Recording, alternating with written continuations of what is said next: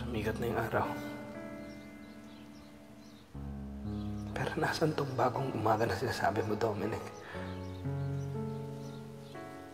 Kung ang bagong umagang hinahangad ko ay nasa'yo, magpapatuloy ang ating gabi sa buhay ko. Magpapatuloy akong nakakulong sa dilim hanggat hindi ako pinapalaya ni Alina. Hanggat hindi siya bumabalik sa akin.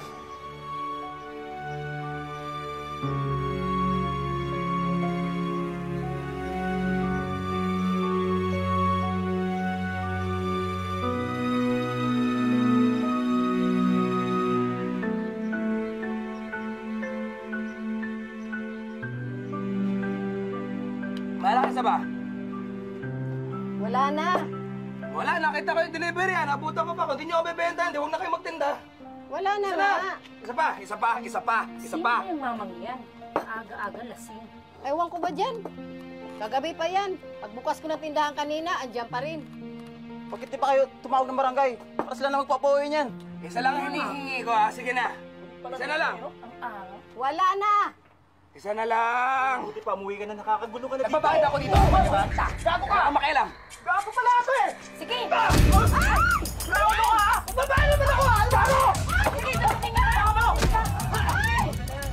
Leo! Kandahan niya! Ano? Pagtulungan niyo pa! Talaga! Gago yan eh! Leo! Gago siya! Pag-iinom ka! Kaya wala naman! Balagay mo ka dyan! Stop!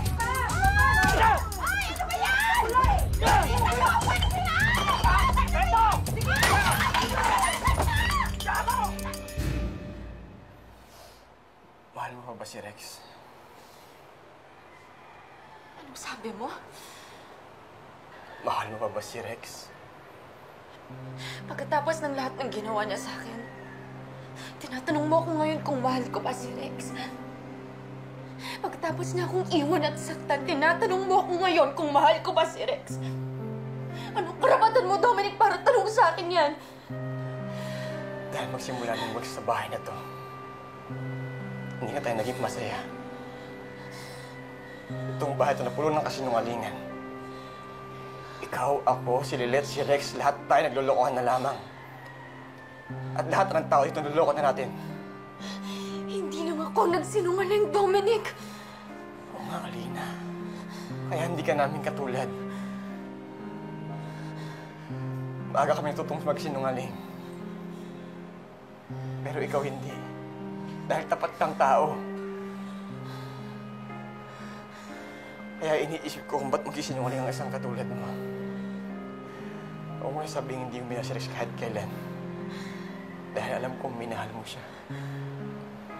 Hanggang ngayon ba? Kaya hanggang ngayon galit ka pa rin sa kanya. Hindi ko na mahal si Rex, Dominic. Ba't ka nagsinungaling sa kanya? Dahil gusto ko siyang ganyan. Dahil gusto ko siyang saktan.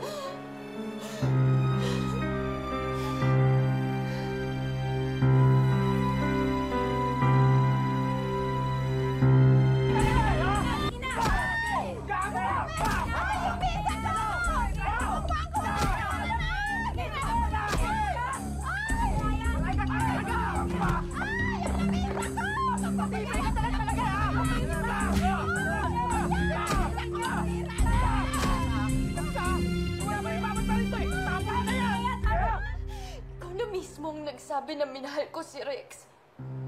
Nang sobra-sobra. Siya ang unang lalaking minahal ko. Ibinigay ko sa kanya yung buong puso ko, ang buong pagkatao ko.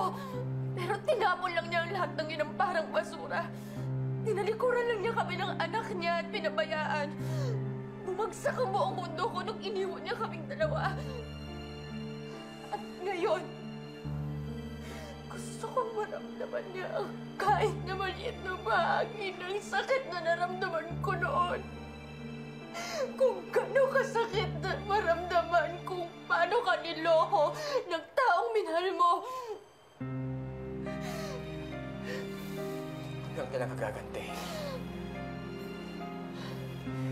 Hindi ba sapat na pinag-guide mo si Nico sa kanya? Talikuran ang pag-ibig niya. Anong gusto mong gawin ni Rex? Ibigay ang buhay niya, Alina? Kaya niyang gawin yun.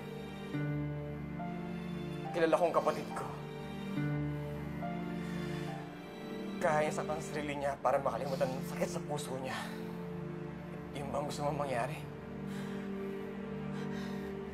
Ang makitang gumagapang si Rex. Kaya hanggang ngayon galit ka pa rin sa kanya kasi mahal mo pa siya hanggang ngayon, di ba?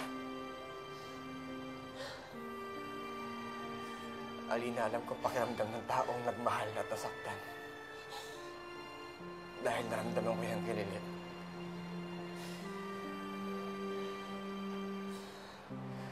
Pero nagsimulang mawala ang pagmamahal ko sa kanya nung nakilala kita. Nawala ang galit sa puso ko nung natutunan ko magmahal ulit.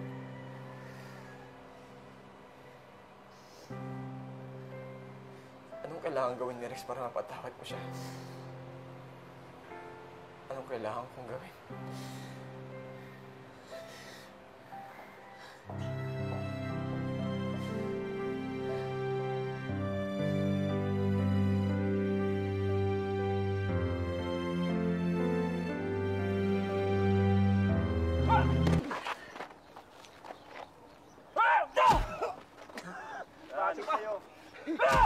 Yan!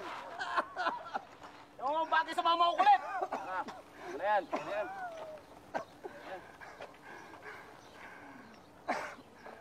Ah.